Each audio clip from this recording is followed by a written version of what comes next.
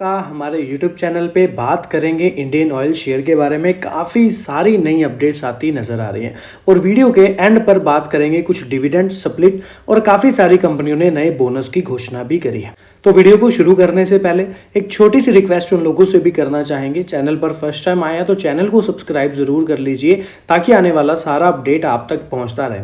तो फिर शुरू करते हैं आज की ये वीडियो। मैं हूं आपका दोस्त करण, स्वागत है आपका अपने ही। पहले भी बोला था कि कोई नई बड़ी अपडेट्स जो हैं वो कम आती नजर आ रही हैं, जिसकी वजह से वीडियोस भी कम ही आ रहे हैं। सेकंड पॉइंट यहाँ पर क्या है? पॉइंट यहाँ पर ये है कि बात करें लास्ट वीडियो में जैसे कि हमने डिस्कस किया ही था कि यूक्रेन युद्ध के बाद रूस से कच्चा तेल खरीदना भारत के लिए फायदे का सौदा, लेकिन डोनाल्ड ट्रंप को लग रही मिर्ची।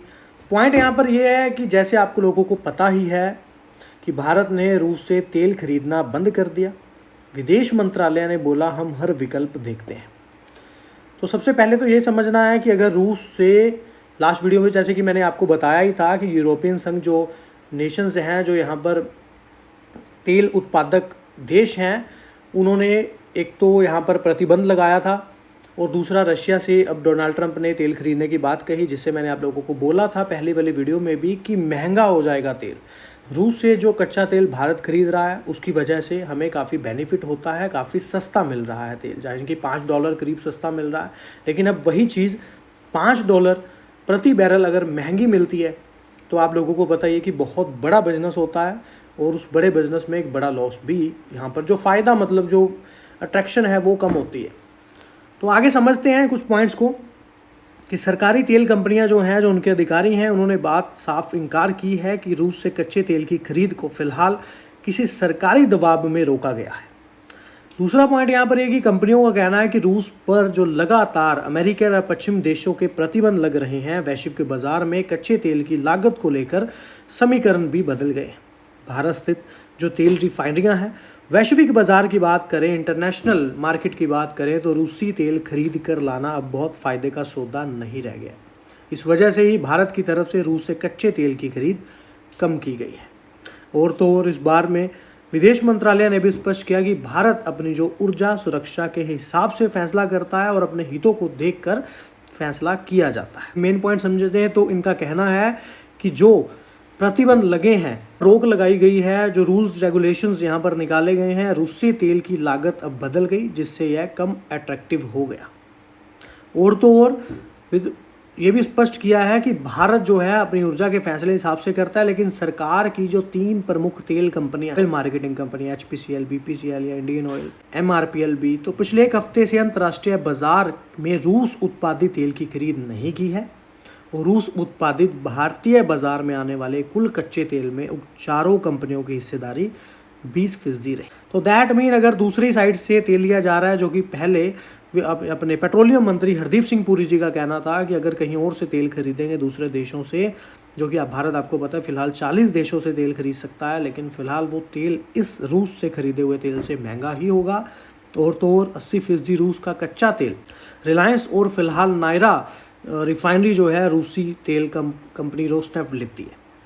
और तो और समझें तो रूस की कंपनियां जिस क्रूड को भारतीय तेल रिफाइनिंग कंपनियों को $4-5 प्रति बैरल सस्ती दर पर दे रही थी, अब वह छूट अब घटाकर $2 प्रति बैरल कर दी गई है, जिसका मतलब साफ है कि अब जो छूट है वो कम हुई, जिसकी वजह से लागत जो है ज़्यादा पड़ेगी। सो ये एक पॉइंट सामने निकल करके आ रहा है। और एक पॉइंट यहाँ पर ये है कि भारत सरकार इस बारे में कोई डेटा नहीं देती है कि कितना तेल की खरीद भारतीय कंपनी करती है। और तो और समझें तो एक साइड पर इकोनॉमिक टाइम्स पर यह भी देखने के लिए मिल रहा है कि सूत्रों से पता चलता है कि भारतीय तेल रिफाइनरियाँ अभी भी रूस से तेल खरीदना जारी रखे। अब ये बात कितनी सच है या कितनी नहीं, या फिर कोई ट्रैप है कि जिस वजह से स्टॉक को नीचे गिराया जा रहा है और फिर बाद में रिकवर किया जाए, तो देखिए कुछ कहना तो मतलब मुश्किल ही है। हो सकता है और थोड़ी गिरावट होती नज़र आए, लेकिन पॉइंट यहाँ पर ये है कि ये 2 पॉइंट अब सामने आते नज़र आ रहे हैं। एक साइड ये भी सूत्रों से पता चल रहा है कि खरीदा जा रहा है और दूसरी साइड उस पॉइंट को मेन बनाया जा रहा है। हो सकता है किसी तरह का कोई ट्रैप हो या कि रिटेलर से माल निकालना हो, फिर हो भी सकता है कि ये सच भी हो। तो दोनों साइड पर एक पॉइंट है, हम एक साइड पर नहीं चल सकते। लेकिन ये ज़रूर है कि कहीं ना कहीं नीचे की तरफ अगर स्टॉक मिलता है तो 100 रुपये भी निवेश करने हैं तो 5-5 रुपये करके 20 बार में निवेश करें। अगर स्टॉक 5-5 पॉइंट 4-4 पॉइंट गिरता है तो थोड़ा थोड़ा एक्यूमुलेशन करते रहें, ताकि 20 बार में आपकी बाइंग हो और एक अच्छे लेवल पर एक्यूमुलेशन के साथ लंबे समय में अच्छे रिटर्न बने। फिर सेकंड देखिए, मार्केट के भी सेंटिमेंट बहुत इंपॉर्टेंट है। फिलहाल आपको पता है जाना स्ट्रीट का अलग से सिनेरियो चल रहा है, जो कि एफआ हैं बहुत बड़े, और फिर जो देश में चल रहा है फिलहाल वो एक अलग बात है। बाकी वैसे अगर मैं अपनी बात करूं, अपने निजी विचार की बात करूं, तो मुझे ऐसा लगता है कि स्टॉक को जानबूझकर कहीं गिराया जा रहा है और उसके बाद फिर से स्टॉक में रिकवरी होती नज़र आ सकती है, क्योंकि ऊपर की तरफ रेजिस्टेंस है, नीचे की तरफ सपोर्ट जोन है, तो हो सकता है नीचे कहीं पर भी अच्छा सपोर्ट जोन लेकर वापस रिकवरी होती नज़र आए। ऐसा मुझे लगता है, ये मेरा निजी विचार है और मैं गलत भी हो सकता हूँ। आपको ऐसा लगता है या नहीं, आप कमेंट करके ज़रूर बता सकते हैं। और अब बात करें क्रूड ब्रेंट की, तो $70 के करीब प्राइस पहुंचते नजर आए, जो कि देखें तो 4% फॉल हुआ है, यानी कि 74 तक जा करके आए। और अगर कच्चा तेल 70 से नीचे रहता है तो ऑयल मार्केटिंग कंपनियों के लिए वेल एंड गुड है, लेकिन अगर 70 से अबव निकलता है या फिर 75 से अबव निकलता है तो फिर तो अच्छी बात नहीं है, क्योंकि कहीं ना कहीं प्रॉफिट कम होता नजर आएगा। पॉइंट तो ये समझ में आता है कि FII ने यहाँ पर 7.39 से 7.48% तक का होल्डिंग कर दिया है। म्यूचुअल फंड की बात कर लें तो 2.72 से 3.20 तक का परसेंटेज कर दिया, और इस समय के दौरान स्टॉक में 127.75 से आपको 150 तक की रैली भी देखने के लिए मिली। और आपको ये नहीं भूलना, 8 अगस्त कंपनी की डिविडेंड रिकॉर्ड डेट है, जहां पर 3 रुपये प्रति शेयर का डिविडेंड मिलेगा। अमाउंट जो है वो 30 दिन के अंदर अंदर जो है आती अकाउंट्स में नजर आएगी, 8 अगस्त के अगले 30 दिन के भीतर। एनालिसिस की बात कर लें तो 30 एनालिसिस हैं रिकमेंडेशन करने के लिए, जहां पर 7 सेल की बात कर रहे हैं, 5 होल्ड की बात कर रहे हैं, 5 फिर बाई की बात कर रहे हैं, और 13 एनालिसिस ऐसे हैं जो स्ट्रांगली बाई की बात कर रहे हैं।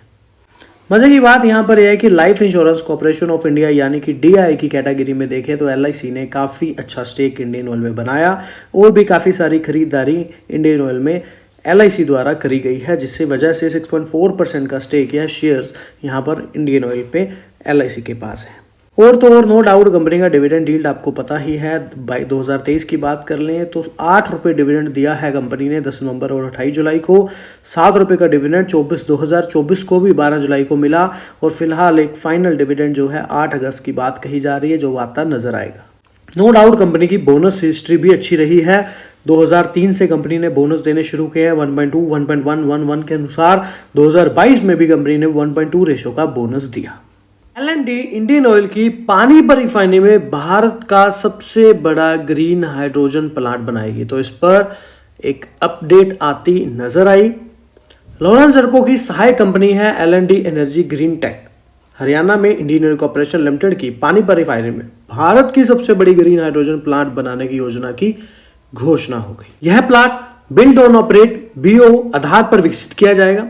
25 वर्षों तक इंडियन ऑयल को सालाना 10,000 टन ग्रीन हाइड्रोजन की आपूर्ति करके देगा। दीर्घकालिक साझेदारी से इंडियन ऑयल को अपने रिफाइनिंग कार्यों को कार्बन मुक्त करने और भारत के नेट जीरो लक्ष्य को योगदान देने में मदद मिलने की उम्मीद। 24 घंटे संचालित होने वाला यह संयंत्र हरित हाइड्रोजन के उत्पाद के लिए नवीकरणीय रिन्यूएबल एनर्जी का उपयोग करेगा। उत्पाद प्रक्रिया गुजरात के हजीरा स्थित L&T इलेक्ट्रॉनिक्स लिमिटेड अत्याधुनिक सुविधा में उच्च दबाव वाले क्षारीय इलेक्ट्रोलाइज पर निर्भर करेगी। मिशन का समर्थन करती है। हरित हाइड्रोजन मिशन के तहत भारत की स्वच्छ ऊर्जा यात्रा में एक महत्वपूर्ण कदम है और आत्मनिर्भर स्वच्छता तकनीकी की ओर बढ़ते हमें ये नजर आ रहे हैं। रूस भारत से डिस्काउंट पर कच्चा तेल खरीदता नजर आया है, क्योंकि जब से यूक्रेन का युद्ध हुआ तो रूस ने भारत को कम दामों में तेल बेचना शुरू। और अगर बात कर लें दूसरे देशों की, जैसे कि सऊदी अरब, इराक, तो ये जो देश हैं ये ब्रेंट क्रूड के करीब या उससे थोड़ा कम कीमत पर तेल बेचते हैं, यानी $80-85 प्रति बैरल, जिससे 10 से 15% तेल जो है महंगा हो जाता है। और अगर भारत मध्य पूर्व के समान मात्रा में तेल खरीदता है तो प्रति बैरल यानी कि $4 से $5 के अतिरिक्त खर्च के कारण सालाना अरबों डॉलर का अतिरिक्त बोझ भारत पर पड़ेगा।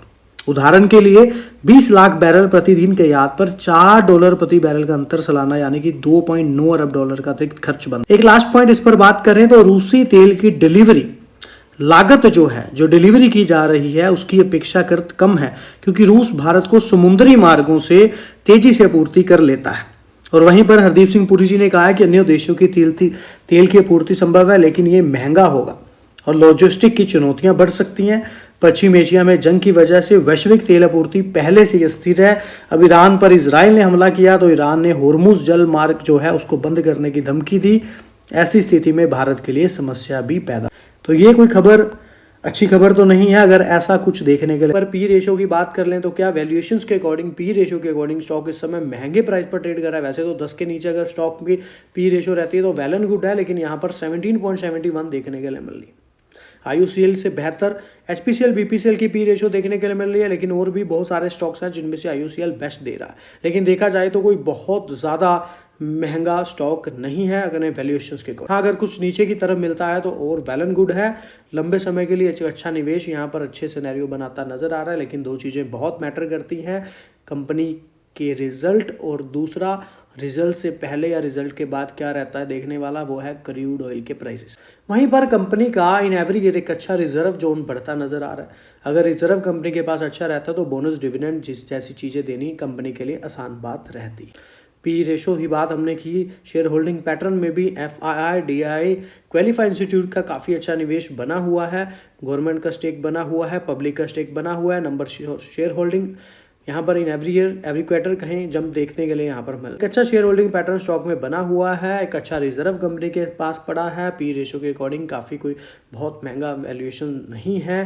सो PSU स्टॉक्स पर ब्रोकरेज जो हैं बुलिश होते नजर आ रहे हैं वित्त मंत्रालय के एक फैसले के बाद। जी बिजनेस पर एक अपडेट देखने के लिए मिल रही है, जहां पर पिछले हफ्ते वित्त मंत्रालय ने ऑयल मार्केटिंग कंपनियों के लिए बड़ी राहत का ऐलान किया।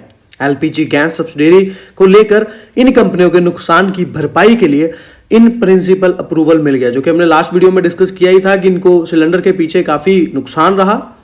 और मीडिया रिपोर्ट्स के मुताबिक LPG सिलेंडर सब्सिडाइज को लेकर कंपनसेशन मैक्सिमम पर काम कर रहा है, मैकेनिज्म पर, और दिशा में लिया गया कोई भी फैसला BPCL, HPCL और इंडियन ऑयल यानी कि ऑयल मार्केटिंग कंपनियों के लिए बड़ी राहत होगी। ग्लोबल एनालिसिस HSBC ने तीनों स्टॉक्स को लेकर पॉजिटिव रिपोर्ट जारी की है। HSBC ने अपनी रिपोर्ट में कहा कि LPG सब्सिडी को लेकर किसी तरह का पॉजिटिव अपडेट ऑयल मार्केटिंग कंपनियों के फेवर में होगा। क्रूड ऑयल का प्राइस इंटरनेशनल मार्केट में रेंज बाउंड नजर आ रहा है। ऑटो फ्यूल की डिमांड भी स्टेबल नजर आ रही है और रिफाइनिंग मार्जिन भी डिसेंट बना हुआ है। और ये तमाम जो फैक्टर हैं वो ऑयल मार्केटिंग कंपनियों के लिए पॉजिटिव है। किसी कारणवश क्रूड ऑयल की कीमत घटती है तो इन कंपनियों का मार्केट मार्जिन और बढ़ जाएगा। और ओपेक की तरफ से प्रोडक्शन बढ़ाने का फैसला, ओपेक यानी कि क्रूड ऑयल जो देश हैं, यहाँ पे काफ़ी सारे देश 8-10 देश इकट्ठे बैठते हैं, मीटिंग करते हैं, जहाँ से तेल ज़्यादातर निकलता है। तो फैसला जो है बना रहेगा दबाव। और कुल मिलाकर इस समय ऑयल PSU स्टॉक के लिए कई सारे पॉजिटिव ट्रिगर्स नजर आ रहे हैं। तो ऐसा HSBC का कहना है ऑयल मार्केटिंग कंपनियों के लिए। और वहीं पर इंडियन ऑयल पर तो उन्होंने 180 के टारगेट भी दे दिए हैं और बाइंग की रेटिंग भी दी है। फिलहाल इंडियन ऑयल हरित जेट ईंधन उत्पाद के लिए पानीपत डीजल रिफाइनरी का उन्नयन करेगी, यानी कि इंडियन ऑयल अपग्रेड करता पानीपत डीजल रिफाइनरी को ग्रीन जेट फ्यूल प्रोडक्शन से नजर आएगा।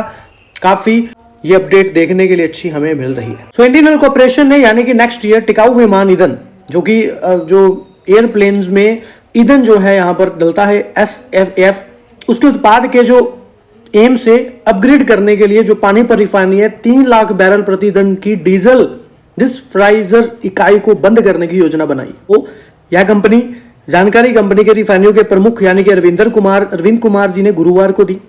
कुमार ने नई दिल्ली में एक उद्योग कार्यक्रम में बताया कि डीजल इकाई का ओवरऑल हाल इस साल के अंत अगले साल की शुरुआत में होने वाला है और भारत का लक्ष्य है 2027 तक यानी कि अगले साल तक जो विमान ईंधन है उसमें 1% स्थायी विमान ईंधन यानी कि SAF का उपयोग करना है, जिसे 2028 तक दुगुना करके 2% कर।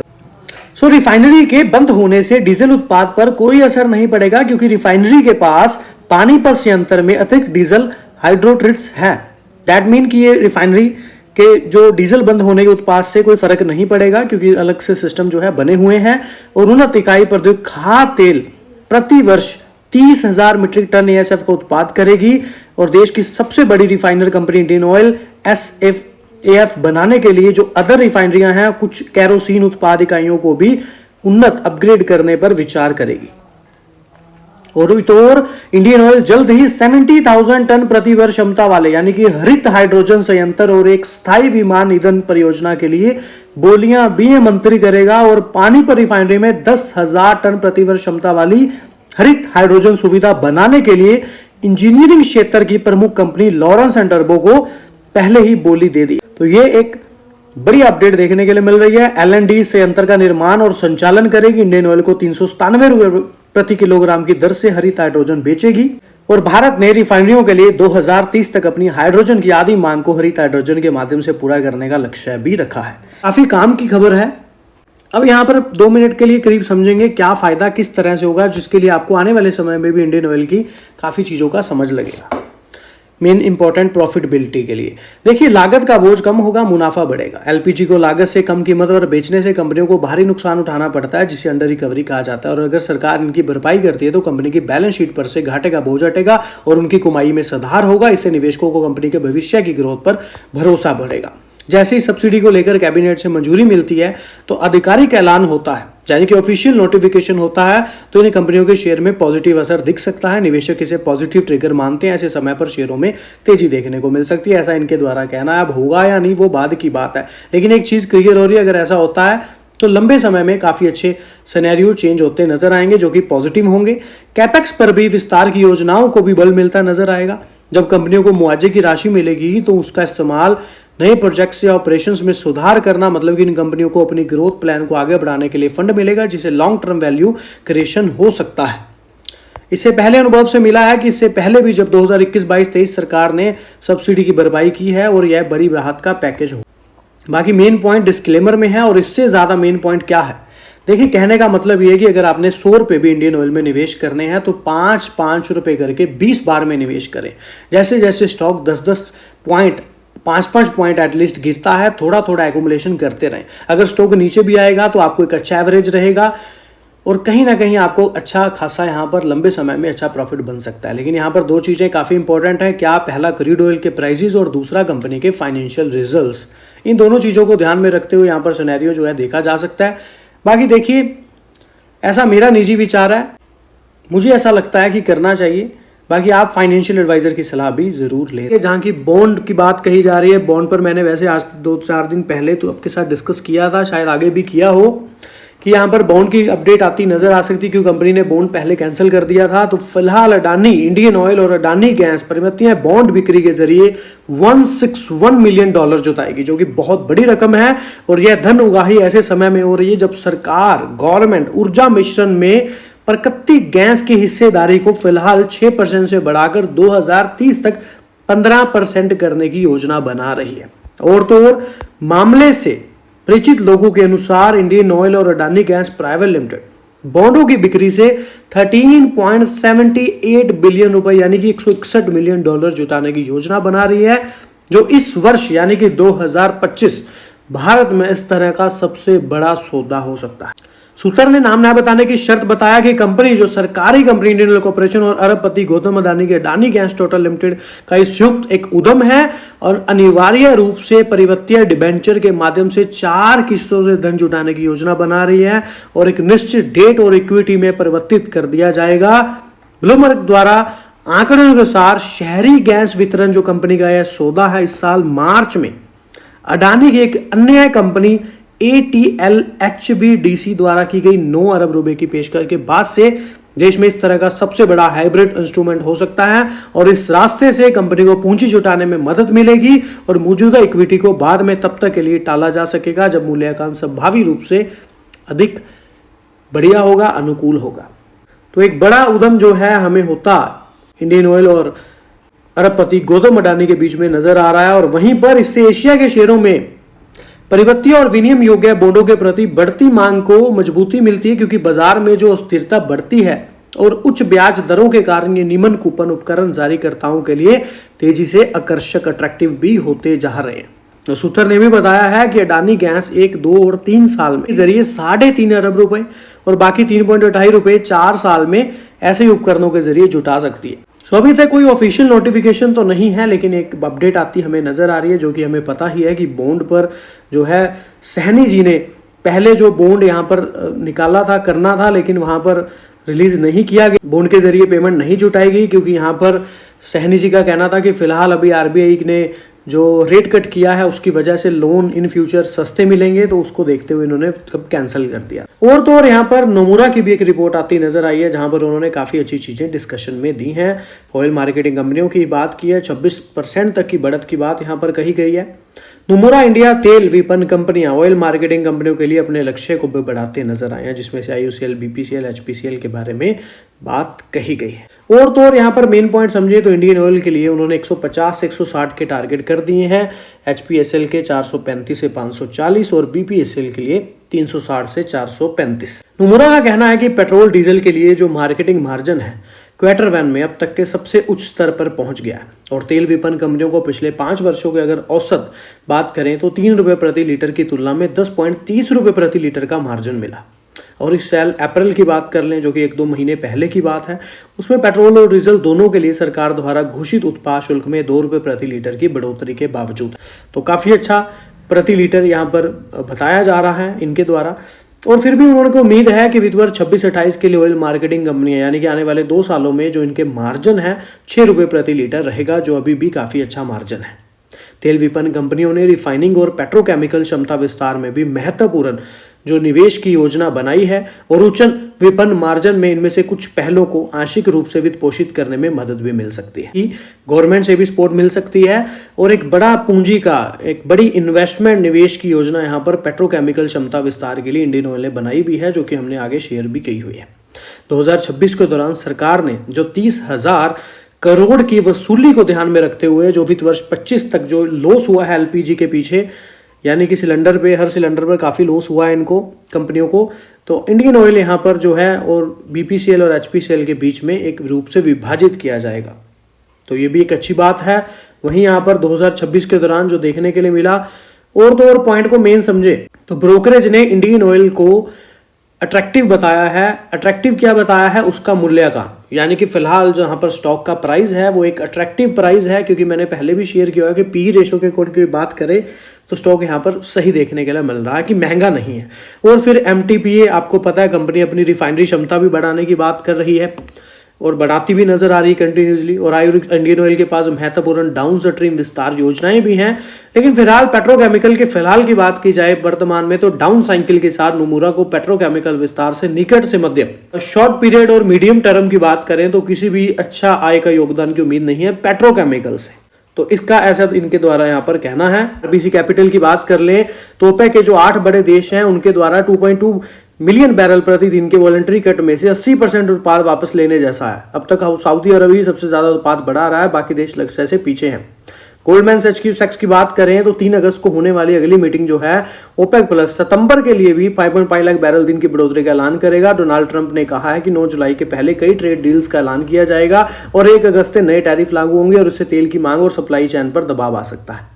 तो काफी सारे मिक्सअप से पॉइंट्स जो हैं देखने के लिए मिल रहे हैं, लेकिन एक पॉइंट है कि सितंबर में भी 5.5 लाख बैरल की बढ़ोतरी हो सकती है। अगर ऐसा होता है तो और वेल एंड गुड है, कहीं ना कहीं कंपनी अगले क्वार्टर के लिए भी एक अच्छा सिनेरियो बनाती नजर आएगी। वहीं पर अगर हम एक पॉइंट को समझे तो वो क्या है, देखिए भारत की तेल मांग 2050 तक प्रतिदिन 8.3 मिलियन तक बढ़ने की उम्मीद है और IOC इस बढ़ती मांग से महत्वपूर्ण वृद्धि का एक गोल टारगेट लक्ष्य रखती है। IOC लक्ष्य ऊर्जा और अक्षय ऊर्जा पर भी ध्यान केंद्रित करके अपने सुधार करती, जो कि यहाँ पर फॉसिल फ्यूल को कम करना और 2040 तक नेट जीरो इमिशन जो है यहाँ पर कार्बन का है ना, 2050 तक इसका लक्ष्य 200 गीगावाट अक्षय ऊर्जा उत्पादन करना है और लाखों टन जैव ईंधन और बायोगैस का उत्पादन करना है। वहीं पर 2047 तक तेल कारोबार की बात करें तो ग्रीन हाइड्रोजन और ईवी चार्जिंग जैसे स्वच्छ ऊर्जा पहलों के साथ जोड़कर $1 ट्रिलियन अमेरिकन डॉलर की कंपनी बनने की बड़ी योजना है। तो ये कुछ गोल्स हैं इंडियन ऑयल के इन फ्यूचर के लिए। और तो और यहां पर समझे तो कंपनी अपनी अब अक्षय ऊर्जा पर भी काम कर रही है, जिसका लक्ष्य है सौर, पवन, जल विद्युत, जैव ऊर्जा परियोजनाओं के माध्यम से 2030 तक ही 31 गीगावाट क्षमता को हासिल करना है। यानी कि जो काम कंपनी फिलहाल कर रही है वो तो कर ही रही है, लेकिन साथ में कंपनी अब एनर्जी जैसी चीजों पर भी फोकस करी है, जो कि मैंने आगे भी काफी अच्छा डिस्कस किया हुआ है। और जो खुदरा दुकानों पर परिचालन हैं जो सौर ऊर्जा से संचालित करके स्थिरता को एक बड़ा कदम पहल की ओर उठाया है। इंडियन ऑयल की जो योजना है 2050 तक भारत की ऊर्जा आवश्यकताओं का 8वां हिस्सा पूरा करने की है और स्वयं को भारत के भविष्य के ऊर्जा प्रदर्शन के लिए एक स्तंभ रूप के स्थापित करना चाहती है। वहीं पर पेट्रोकेमिकल उत्पाद को भी क्षमता को बढ़ाती कंपनी कंटिन्यूसली नजर आ रही है, जो कि 2030 तक 3 गुना से अधिक होने की उम्मीद है। गुजरात पानीपत रिफाइनरियों में नए संयंत्र स्थापित किए जा रहे हैं और हल्दिया में ल्यूब ऑयल क्षमता भी बढ़ाई जा रही है, जो कि मैं आपके साथ वैसे पहले वाली वीडियोस में डीप एनालिसिस करता रहता हूं। यहाँ की संडे की वीडियो में कुछ स्पेशल लेकर के आता हूं। और इसके अलावा भी समझे तो ईंधन स्टेशन, थोक भंडार, टर्मिनल, अंत दृश्य डिपो, विपान, ईंधन स्टेशन और एलपीजी बॉटलिंग संयंत्रों के साथ एक अच्छा संयंत्र मिश्रण संयंत्रों का नेटवर्क है। देश भर में अपने ऊर्जा पंपों पर लगभग 257 इलेक्ट्रिक वाहन यानी कि ईवी चार्जिंग स्टेशन और 29 बैटरी स्वापिंग स्टेशन भी स्थापित किए। तो 257 जो है धीरे धीरे कंपनी ने, आपको पता पिछले साल की बात करें तो सन मोबिलिटी के साथ एक कोलैब हुआ था जो मैंने डिस्कस भी किया था लास्ट ईयर। वहां से कंपनी धीरे धीरे 257 इलेक्ट्रिक वाहन स्टेशन तक पहुंच चुकी है। तो ये काफी अच्छी बात है। कंपनी अभी एनर्जी पर भी फोकस करती नजर आ रही है और कच्चे तेल के दाम भी कम होते फिलहाल नजर आ रहे हैं, जिसका इंपैक्ट आपको कंपनी पर देखने के लिए शेयर पर मिल ही रहा है। यूबीएससी का बड़ा बयान आता ऑयल मार्केटिंग कंपनियों के लिए नजर आ रहा है, जो कि यहाँ पर हाई मार्केटिंग मार्जिन्स की बात कही जा रही है और रिटेल फ्यूल प्राइस इन्वायरमेंट की बात भी कही जा रही है, जिसका बेनिफिट सीधा सीधा ऑयल मार्केटिंग कंपनियों को होता नजर आएगा अकॉर्डिंग टू यूबीएस। और साथ में टारगेट्स प्राइस भी दिए जा रहे हैं। तो बात कर लें तो स्विस निवेश बैंक यानी कि यूबीएस ने बीपीसीएल पर रेटिंग दी है, लक्ष्य मूल्य बढ़ा दिया है, 390 प्रति शेयर कर दिया है। एचपीसीएल पर भी खरीदे रेटिंग दोहराई और 500 का टारगेट भी दिया। इंडियन ऑयल पर यूबीएस ने 180 रुपए प्रति शेयर का टारगेट दिया है और बाइंग की रेटिंग बनाई रखी है। यूबीएस के अनुसार जो यहां पर मार्जिन्स हैं ईंधन के, वो मूल्य वातावरण जो है वो ऑयल मार्केटिंग कंपनियों के लिए उच्च विपणन मार्जिन से प्रॉफिटेबिलिटी होती है और यूबीएस पॉजिटिव बना हुआ है। उम्मीद है कि आगे सहमति से आय में यानी कि इनकम में सुधार होगा और अच्छा पूंजीगत व्यय या कि बड़ी इन्वेस्टमेंट के बारे में चिंताओं को दूर करने के लिए मजबूत मुक्त कैश यहां पर प्रवाह जो है उसका उत्पन्न होगा। यूबीएस ने कहा कि वित्त वर्ष 26 के लिए 5 रुपए प्रति लीटर का आम सहमति वाला मार्केटिंग मार्जिन रूढ़िवादी प्रतीत होता है और वित्त वर्ष 25 के 6 से 7 प्रति लीटर के स्तर यानी कि 11 प्रति लीटर के मौजूदा स्पॉट मार्जिन की तुलना की जाए तो यहां पर काफी अच्छा सिनेरियो निकल करके आ रहा है, यानी कि पेट्रोल और डीजल पर भी कंपनियों को एक अच्छा बेनिफिट होता नजर आ रहा है, क्योंकि पेट्रोल और डीजल के प्राइस वही हैं लेकिन क्रूड ऑयल के प्राइस कम है। मैट्रिक इंस्टीट्यूट इक्विटीज ने भी एक नई रिपोर्ट के अनुसार भारतीय तेल और गैस क्षेत्र के जो वित्त वर्ष 2026-27 तक मजबूत वृद्धि देखने को मिल सकती है। अंतर्राष्ट्रीय बाजारों में भी कमोडिटी में भी महत्वपूर्ण अस्थिरता के बावजूद इस क्षेत्र में वृद्धि की संभावना है। पर एमके ग्लोबल ब्रोकरेज फर्म द्वारा भी शेयर बाजार की नवीनतम सिफारिशें भी यहां पर दी गई हैं। समझा जाए तो एमके ग्लोबल ने शेयर के लिए खरीदे रेटिंग शुरू की है और 170 रुपए प्रति शेयर के टारगेट के साथ यानी कि 15% की करीब बढ़त का संकेत यहां पर देता है। और फिर यहां पर एक और अपडेट देखने के लिए मिल रही है कि दिसंबर तक 55 से $60 पर आ सकता है कच्चा तेल, दूसरी छमाही में सुस्त रहेगी मांग। तो यानी कि कच्चा तेल अगर नीचे की तरफ आता है तो ऑयल मार्केटिंग कंपनियों के लिए अच्छी बात है, कहीं ना कहीं कंपनियों के मार्जिन्स पर काफी अच्छी प्रॉफिटेबिलिटी बनती नजर आएगी और ये चीज आप लोगों के सामने ही है। और दूसरी छमाही में तेल की जो औसत कीमतें हैं उसका अनुमान क्या है, देखिए दिसंबर 2025 की ब्रेंट की जो कीमतें हैं वो $55 प्रति बैरल 60 के करीब या बीच हो सकती हैं, क्योंकि दूसरी छमाही के लिए औसत कीमत $60 से अधिक सी सकती है। और हमारे मूल्यानुमान यह है कि ओपेक प्लस सुस्त मांग वृद्धि के इस माहौल में कीमतों का आक्रामक रूप से बचाव नहीं करेगा और ये अगर अपना रुख बदलता है तो निश्चित ही पूर्वानुमान बदला जाएगा। यानी कि कहीं ना कहीं तो ऑयल मार्केटिंग कंपनियों के लिए अगर ऐसा होता है तो यहाँ पर ऑयल मार्केटिंग कंपनियों के लिए और अच्छी बात क्या है समझने वाला कि जो 30 अप्रैल 2025 के संचार में यहाँ पर जब कंपनी के रिजल्ट्स आए थे तो डिविडेंड की कंपनी ने यहाँ पर सिफारिश की थी।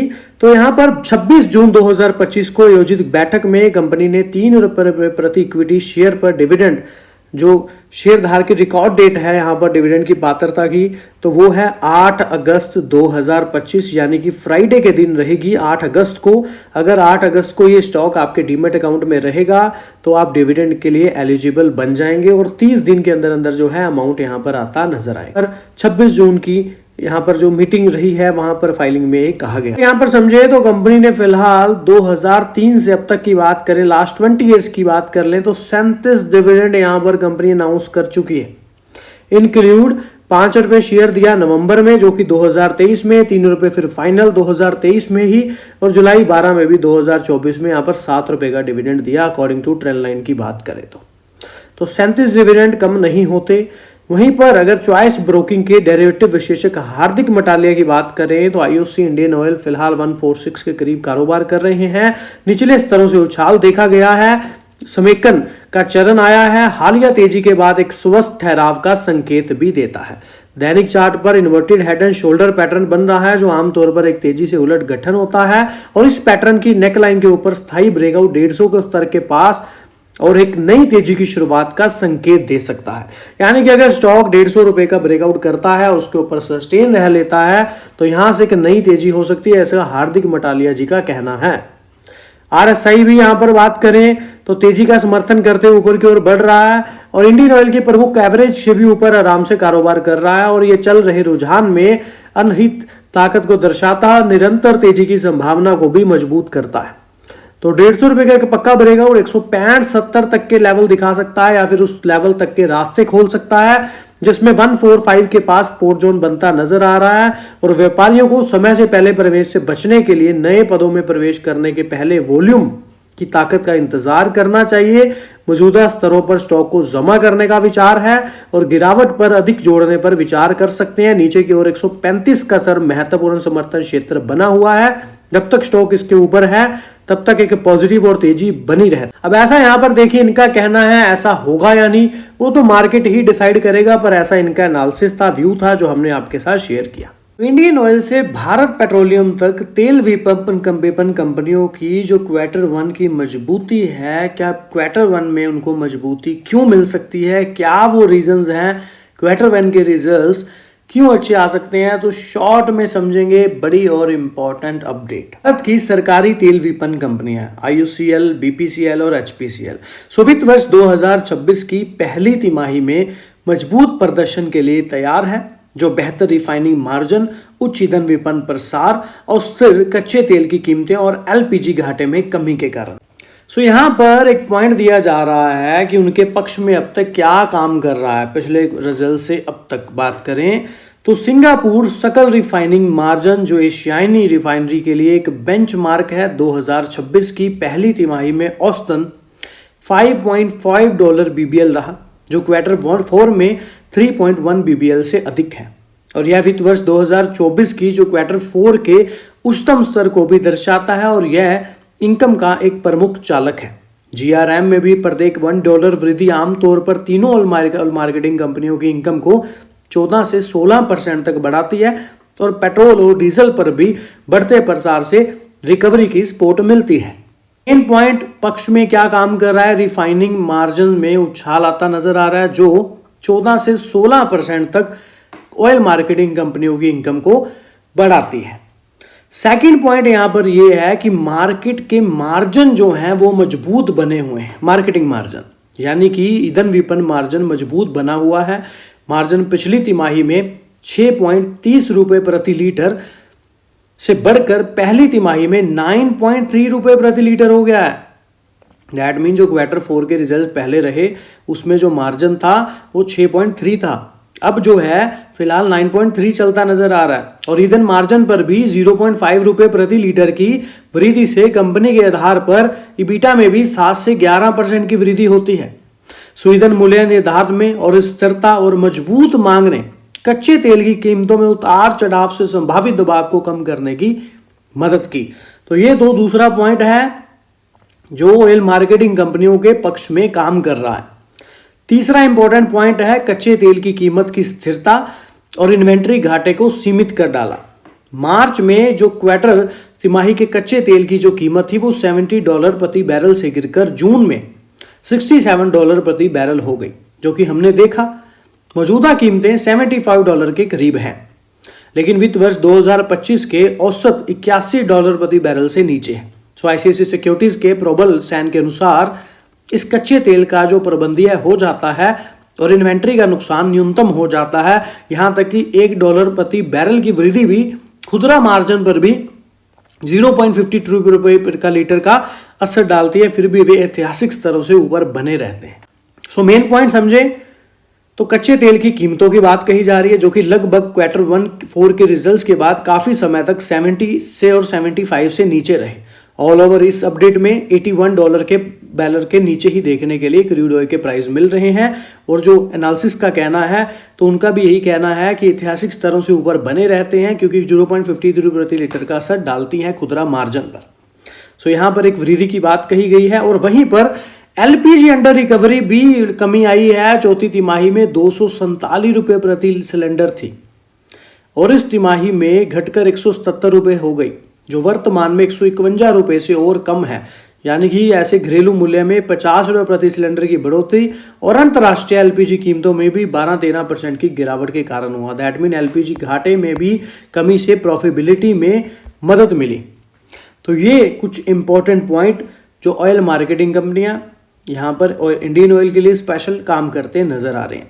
तो अब बात कर लेते हैं। तो इंडियन ऑयल कॉर्पोरेशन की वडोदरा स्थित गुजरात रिफाइनरी कैलेंडर वर्ष 2025 के दौरान 2 पेट्रोकेमिकल इकाइयों को चालू करके पेट्रोकेमिकल क्षेत्र में विविधता लाने में मदद के लिए 24,000 करोड़ रुपए का निवेश कर रही है। बाकी वीडियो जो है हमने बनाया है एजुकेशन पर्पस के लिए। अगर आप कोई भी डिसीजन ले, निवेश करें, फाइनेंशियल एडवाइजर की सलाह पहले ले, बड़ी बात खुद स्टडी जरूर किया करें। चैनल पे सभी लोगों का तहे दिल से धन्यवाद। मिलते हैं ऐसी एक और वीडियो के साथ।